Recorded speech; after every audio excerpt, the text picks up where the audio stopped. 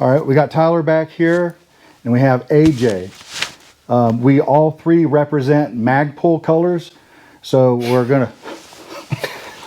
It's perfect. So we got the OD green, we got the original black, and we have FDE. All right, so coming to a store near you.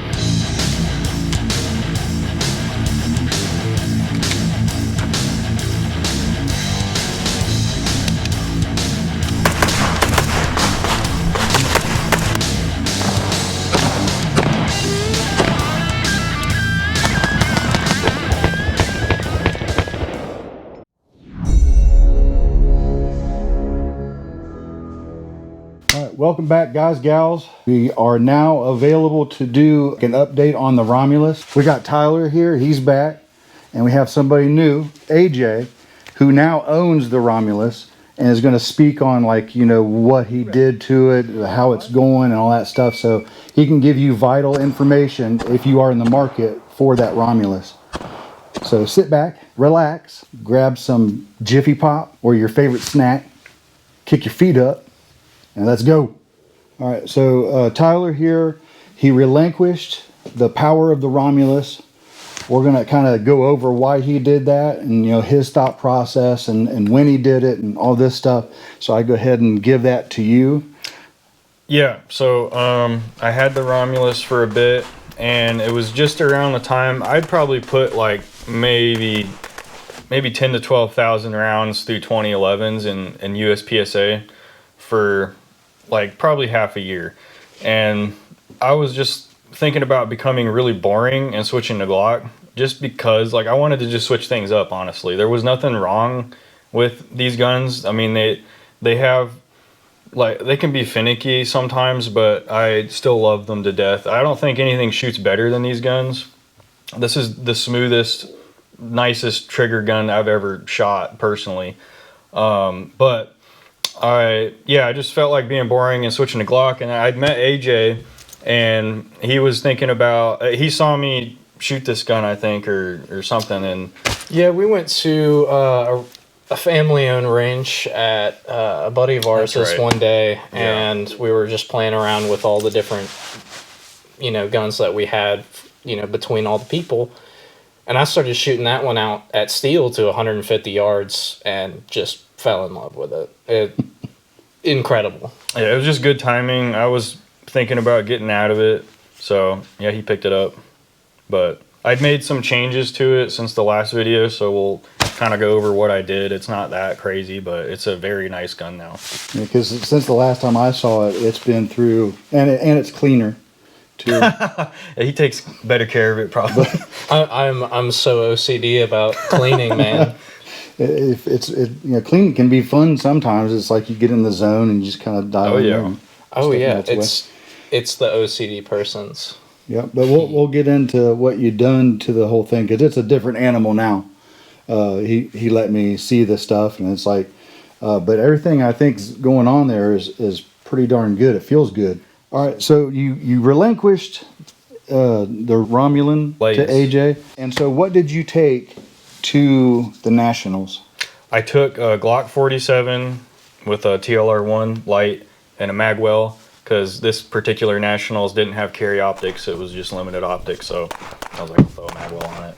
Mm-hmm. And then is there something that you like over, especially for competing? The simplicity of a Glock usually lets you shoot the stage instead of worrying about whether your mag that dropped in the dirt the stage before. Yeah.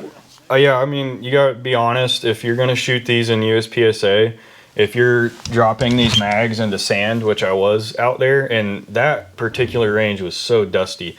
I had a lot of 2011 shooters around me.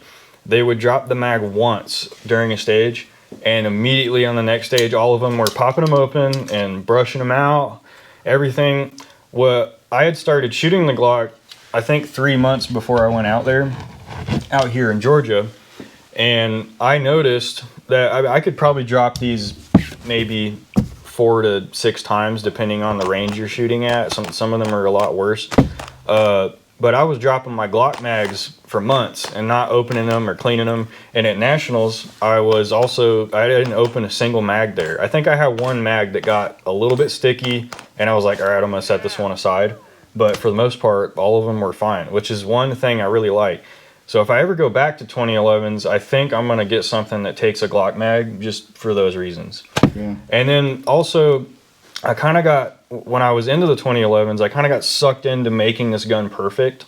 Like, I really did learn a lot about gunsmithing the parts and, changing things up and messing with the springs to get the trigger pull weight down. And I realized after a match and I get home and I'm tinkering with my gun to make it better, I'm like, oh, I just spent 2 hours doing that and I could have been dry firing instead. And then I was like, all right, I need to be dry firing now. So that was another reason. Like, the Glock, there's not much you can do with it. Like, you upgrade the trigger a little bit, and that's about it, Then you try and outshoot it. Yeah. And another thing I noticed was after a certain point, I was going, I just brought the Glock to a match to try out.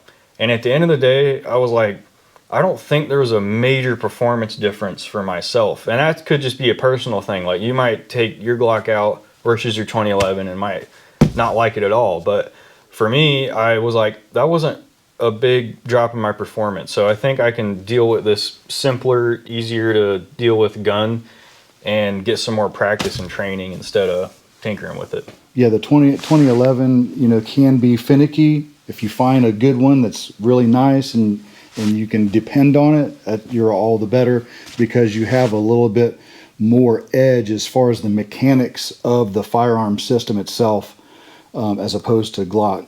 But I got to a point where I was just like, I don't want to worry about if something is going to fail, because I have had like 1911s fail in a sanctioned match, that led to a DQ and stuff like that. So it kind of pushed me away from that stuff. And once I went into production and everything, I was like, I really like the simplicity of the Glock. You can take it apart. You don't have to worry about it. But there is something to be said about the Glock. But yeah, the 2011s, like, everybody's getting into these past few, well, I guess it's probably been 5-10 years. Yeah, at least 10. Yeah, after they made the 9mm round reliable in a 2011, it took off. And so, yeah. Staccato really found a market, didn't they? Yeah. The one nice thing about the 2011s, though, is the parts last for, like, not the springs, it's a separate issue, but like the slide, the barrel, the frame, you can put like 20,000-30,000 rounds of 9mm through these, like, no problem. I think like the parts hold up really, really well to 9mm. Yeah, as long as the metallurgy there, we're good. Yeah, just kind of wanted to touch on that while we're here. So AJ, you've been shooting USPSA. Kind of tell us, how long you've been shooting, what got you into the shooting sports, and just a little something about you. And then we can go from there and talk about your gun. Absolutely. I've been shooting the better part of my whole life. I grew up in a military family. Dad's law enforcement. Always been around it, hunted, the whole nine.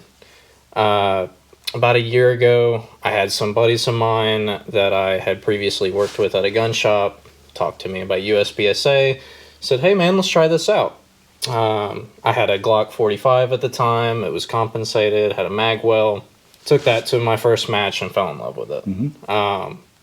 Gun had some issues, worked through them, got some really good practice of clearing malfunctions and trying not to DQ.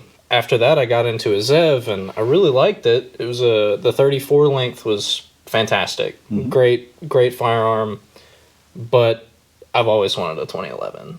Got into the 2011, started shooting some outdoor matches, and it's been fantastic. I love it.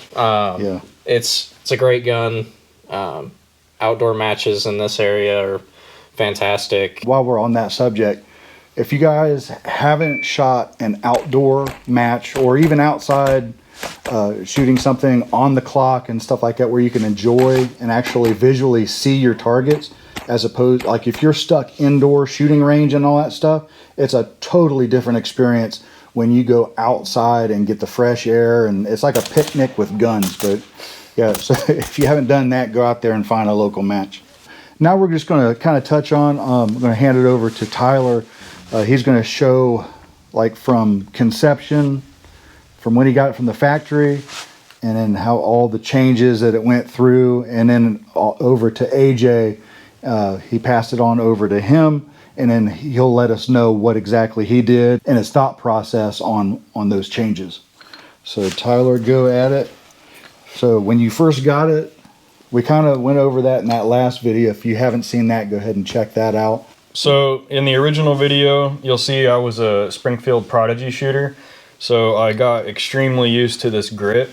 This is a Prodigy grip. You can buy them on Springfield's website. I think they're pretty cheap, like 50 to 80 bucks. I can't remember. But anyway, I liked how it was a little bit fatter, and I liked the grip texture more than the factory Alpha Foxtrot one.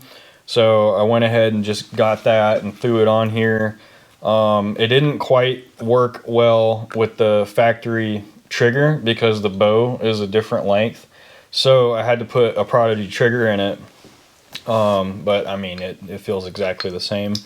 I went ahead and put this grip safety delete. So you don't have to push that in with your hand anymore. It's a little bit smoother on the draw. You don't have to worry about your hand placement. Sometimes your hand placement isn't perfect and you didn't depress it all the way, and then you go to pull the trigger and it doesn't go off. Other thing I changed was I put an EGW extractor in it. I had a ton of rounds on my Prodigy with this extractor, so I bought another one and threw it in, and I really like how they're a little bit beefier than the factory one, and I feel like it rips the rounds out more consistently. And then I had this EGW magwell on my Prodigy, so I just threw it on here. What else did I change? I don't think I changed anything else. I put lightened sear spring that you can buy from EGW, and then I bent it accordingly so that I could get the trigger pull lighter than the factory. I think the factory was probably somewhere around 3 something, and we got it down to 2. So, and it's been working fine. But yeah, that's all I did to it. Yeah, it's I mean, and I will relinquish it to the new owner. Thank you, sir. Thank you, sir. Yeah, so what I noticed, like just kind of feeling the trigger, because it wasn't bad when you had it was fine. It was fine, but yeah, it was a little factory-ish. And now when I felt it today, it was, and then we put it on the gauge. It's like 2 1/4, but it's a good pull, good usable. You be able to slap that thing. Very crisp break. Yeah, I liked it. It was nice. We summarized what exactly Tyler did to it. Now we'll just kind of go on. What did you do to it right out of the gate? You knew you wanted these things, and just kind of let us know why you did that. Yeah, absolutely. So obviously after Tyler had the gun, he did a lot of work to it. He made it pretty much as close to perfect as it can get for this gun in particular. The only issue that I had with it right out of the gate, of course, I needed to put an optic on it. So I threw a 507 comp on there to have that big window, great sight picture and target acquisition. But as far as functionality goes, the only thing that I've done to this is put a EGW extended magazine button, because I have very small hands. This mag button is massive. It's very good for your fast reloads. It's a lot quicker for me.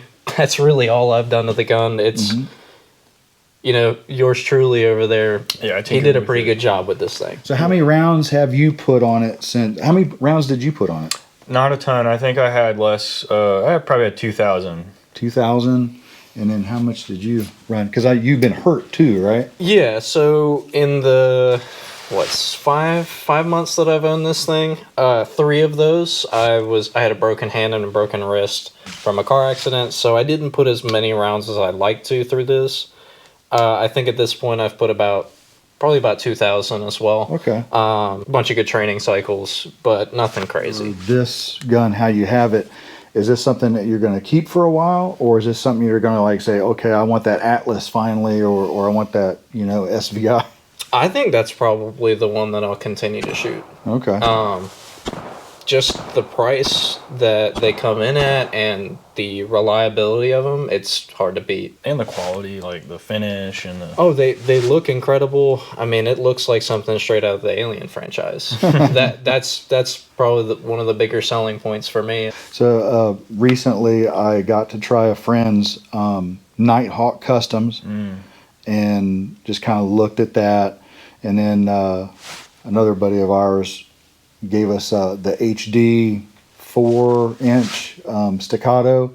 He's got to play with that. So we've been kind of looking at like the 2011 type guns and kind of seeing the fit and to, you know, the frame to slide fit and the barrel fit and all that stuff.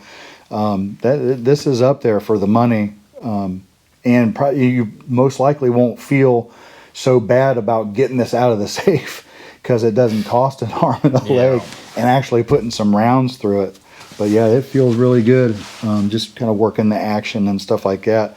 Even from when you had it like over the summer, it still feels really, really, really good. Sounds good too. It's like a nice whiskey. It's just gotten better with age. Yeah. And then the grip. So you swapped out the grip for the Prodigy. Yes. And you still have that other grip that came with it? I think I gave it to you Yes. with it. Yes, we still have that. So is there a reason why you didn't kind of convert that, or you like that a little bit better? So the texture pattern on the Romulus's standard grip it's very aggressive, but it's smooth. Well, I stippled that also. That's not the original one. Like from factory, they're smooth. I feel like this Prodigy grip, the way that it's textured, kind of sits in your hand better. But like he said, you know, that all comes down to personal preference. I just like it a little bit more. Yeah, what I noticed is it's a round, fuller figured girl. Where the one that you had with that came with the original. Yeah. I noticed it's a little bit. The beefiness gave me more room for my support hand on this gun versus that's a big grips. thing. It definitely, the way that the magwell is beveled and how thick the actual profile of the grip is, you can really dig your support hand underneath, and it's fantastic. Yeah, so even if you're not into the Romulus, you might be into this monstrosity here, you know. And we gave it a name, didn't we? The Cromulus. Yeah, because he's supposed to refinish it into chrome, and it's going to be the Chromulus. Like hard chrome or actually bling. I want to make it as close to a mirror as it can get without blinding. It's going to look beautiful. Oh gosh, we got to see that when it's done. That's the final vision for that. Yeah. You can't help yourself but shoot like that. Oh yeah, dude. So as long as you have the dot like this, you'll be good. It'll look straight out of Pulp Fiction. And it shoots money out of it. And bands. I don't know if I can afford that. Like bands that make them dance. So running ammo through it, I know we ran some ammo. I used 147s through it. It seemed okay. You use 125s? 115s. 115s. You use 115s exclusively. Yes. Have you seen any malfunctions or failure feeds, anything like that, if you could touch on that? Yeah, absolutely. I use exclusively Blazer 115 grain. It runs amazing. You can shoot it as tight as you want. You can shoot it as loose as you want. As far as the grip goes? Yeah, absolutely. It will still function. We were, chatting earlier about my fiance learned how to shoot on this gun, and even with, no offense to her, poor grip, it will take any ammo you give to it, no matter how you're holding it, what you're doing to it. It will run 115 grain, 124, 147. How dirty have you guys ran it? Oh, I want to say it probably had 4,000 rounds on it before I cleaned it the first time. Okay. I cleaned it about every 600 rounds. That's about what I'd put through it, and then it was like, it's looking a little dirty. I'll clean it. Initially we had some sort of issue where it was like trying to go back in the battery. Yeah, I'm pretty sure that was the extractor. And being new. It was brand new as well, so it had to break in a bit. about 2,000 rounds through it. I put about 2,000 rounds through it, and you know, it still cleans like new.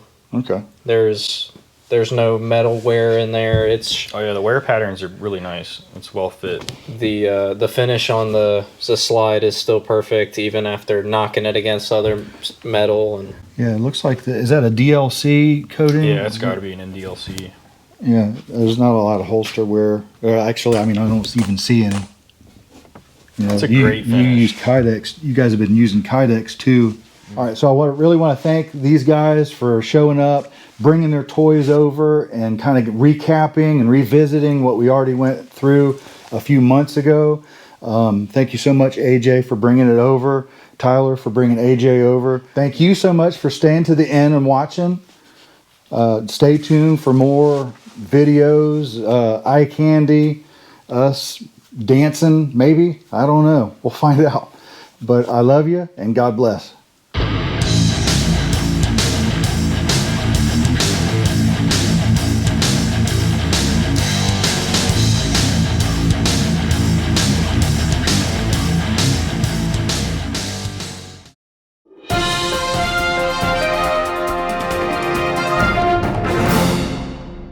the Romulus is a great gun. Nothing bad I can say about it. There's a lot of bad things I can say about China, not about this.